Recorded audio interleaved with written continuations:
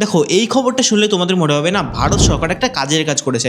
দেখো, বর্তমানে সারা পৃথিবীতে এআই এবং আর্টিফিশিয়াল ইন্টেলিজেন্স যে কী করতে পারে এটা নিয়ে সারা জায়গায় চর্চা হচ্ছে, যে এআই দিয়ে কী করা সম্ভব, এআই লোকের চাকরি কেড়ে নিচ্ছে, এরকম নানা রকম খবর ছড়িয়ে যাচ্ছে।